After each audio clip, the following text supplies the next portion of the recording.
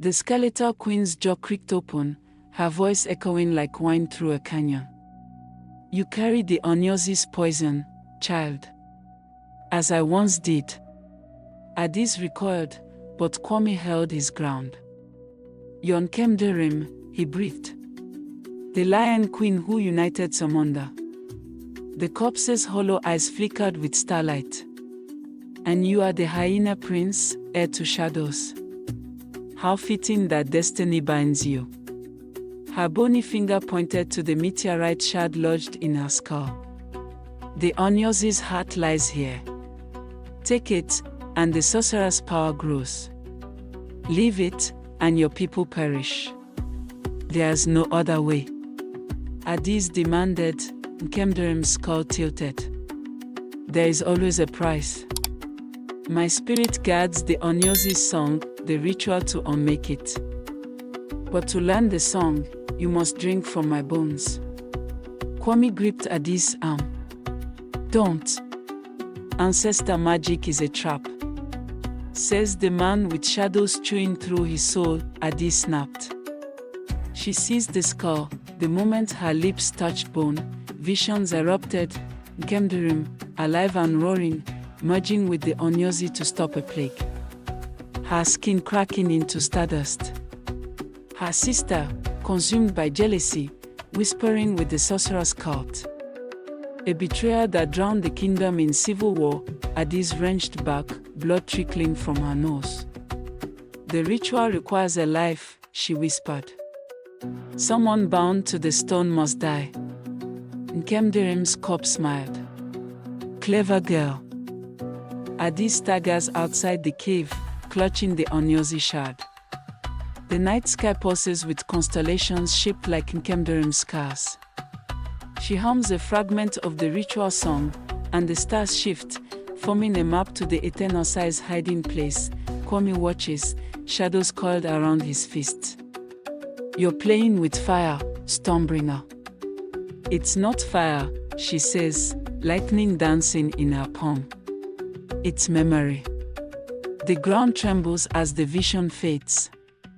Distant screams echo, the sorcerer's cult is closer than they thought. As they fled deeper into the cavern, Kwame's shadows grew violent. They lashed at Adis, slicing her cheek before he wrestled them back. It's the Etenhosai, he panted. The sorcerer's using it to turn me into a weapon. You should leave me. Adis stanched her bleeding face with torn cloth. You'd love that, wouldn't you? Another matter. You'd rather I slaughter you? Kwame's laugh was raw. Your father's right. You are a fool. My father is dead, she hissed. That thing wearing his face isn't what? Kwame's eyes flickered hyena yellow. A monster. Look in a mirror, Stormbringer. Adis slapped him, the cave trembled. Dust rained down as the sorcerer's wraiths screeched outside. Kwame's shadows pinned her against the wall. You want to see my monster? He growled. His teeth sharpened into fangs. Here it is. Adis' scars flare as she touches Kwame's face.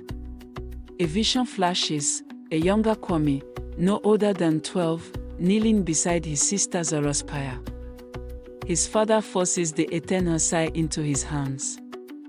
You will bear this burden, the king says, or her death means nothing. You've carried this alone too long, Adis whispers. Kwame's fangs retract. I don't need your pity. It's not pity, she says. It's faith. Adis didn't fight. She pressed her forehead to his, her scars flaring. Then kill me. Prove him right. Kwame froze. His shadows recoiled. I see you, she whispered. The boy who carried his sister's ashes into the desert. The prince who hates his crown. That's who you are, not this curse. Kwame's breath hitched. For a heartbeat, his eyes cleared. Adis. A wraith's claw speared through his shoulder, they spun. The sorcerer stood in the cavern entrance, the eternasai now fused to his chest. Pathetic, he sneered. You cling to scraps of light. Let me free you. Kwame roared, shadows exploding to hold back the wraiths. Take the shard and run. Adis tore the onyosi from Nkemdirim's skull. The corpse disintegrated, and the cavern collapsed. Adis emerges from the ruins to find villagers trapped under rubble. A child clutches her leg, eyes wide with terror. Please. Save us. Kofi appears, his shadow-ravaged face grim. The palace isn't the only thing burning. The sorcerer's poison spreads. Adis channels the Onyosi's power, lifting the rubble. But the stone's energy corrupts the earth, turning soil to ash.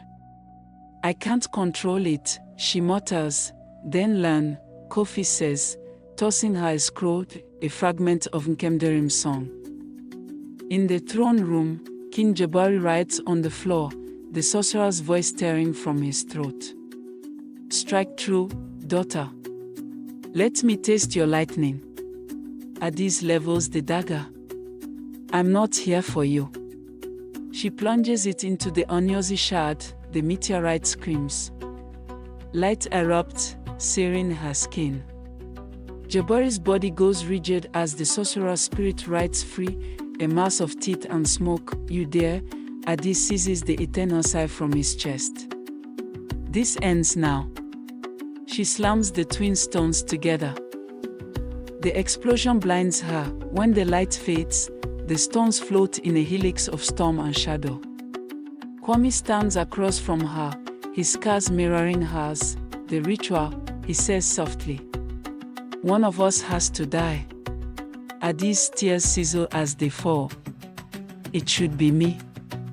This is my fault. Kwame smiles, his real smile, warm and wry. Always the hero.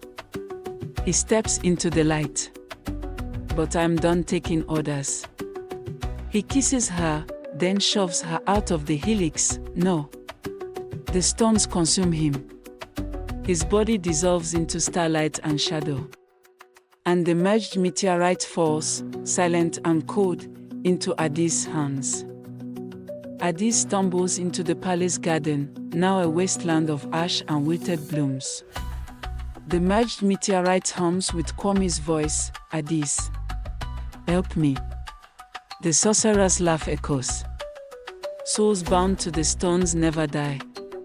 They become us. A single flower blooms at her feet, a lily with petals of starlight. She pockets it, a fragile hope. Kofi finds her, his face half restored by the Onyosi's residual magic. The people are gathering. They demand a ruler. Or a sacrifice.